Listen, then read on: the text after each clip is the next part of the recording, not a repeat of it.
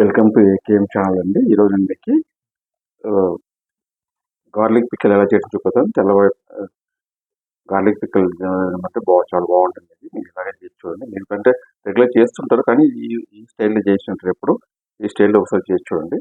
So ఇక్కడ దీనికి కావాల్సిన పదార్థాలు ఏంటని చూపిస్తాను నేను.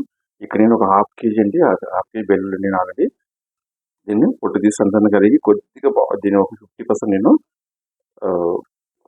బాయిల్ చేసి పెట్టుకున్నాను. బాయిల్ చేసి ఫిల్టర్ చేసి పెట్టుకున్నాను నేను. మళ్ళీ దీనికి కావాల్సిన నేను ఒక పావు కేజీ అంతా నేను నువ్వుల నూనె తీసుకున్నాను. నువ్వుల నూనె అయితే బాగుంటుంది పచ్చడికి. నార్మల్ నూనె అయితే బాగుంటుంది, చాలా రోజులు నిల్వ ఉండదు కాబట్టి నేను ఇది వేసుకున్నాను. దీనికి 100 గ్రామ్ అంత కారం, ఒక 100 గ్రామ్ అంత సాల్ట్, ఒక 2 స్పూన్ ఇంగు, 1 స్పూన్ పసుపు, 1 స్పూన్ ఆవాలు పోపు పెట్టడానికి.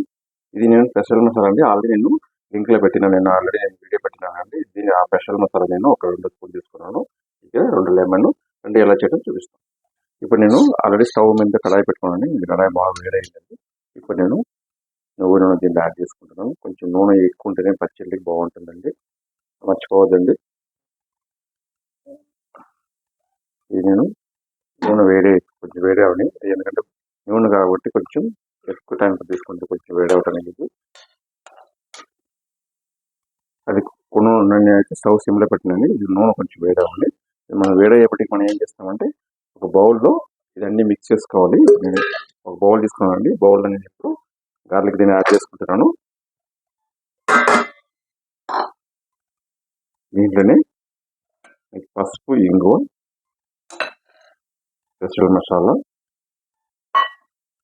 సాల్ట్, కారం ఇవన్నీ మిక్స్ చేసిన తర్వాత దీన్ని మంచిగా మిక్స్ చేసుకోండి. మంచిగా మిక్స్ అయిపోయిందండి. దీన్ని పక్కకు కూడా ఇప్పుడు పక్క పెట్టుకోండి. ఇప్పుడు ఆయిల్ వేడైపోయింది. మనం ఆవాలు దీన్ని యాడ్ చేసుకుందాం.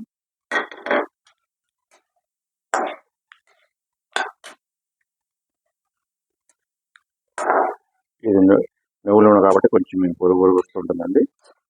కొంచెం నూనె కాగాలి. ఇది ఆవాలన్నీ మంచి చిటపట అయిన తర్వాత దీన్ని మనం ఆపేసుకుందాం. ఆపేసి దీన్ని మంచి ఆరబెట్టుకోవాలి. ఆరబెట్టుకున్న తర్వాత మనం ఏం మిక్స్ చేసి పెట్టుకుంటాను గార్లిక్ మసాలాతో దీన్ని యాడ్ చేసుకోవచ్చు. స్టవ్ మీద ఒక 5-10 మినిట్స్ మనం సిమ్లో పెట్టి వేగించుకోవాలి. అప్పుడే టేస్ట్ బాగుంటుంది. చూడండి, ఇప్పుడు మంచిగా మిక్స్ అయిపోయిందండి. ఇది ఒక 5 మినిట్స్ మనం, ఎందుకంటే దీనిలో కొంచెం ఇది పోయే వరకు మనం ఆయిల్ సపరేషన్ అయ్యే వరకు కొంచెం సిమ్లో వేగిపెట్టుకున్నాం.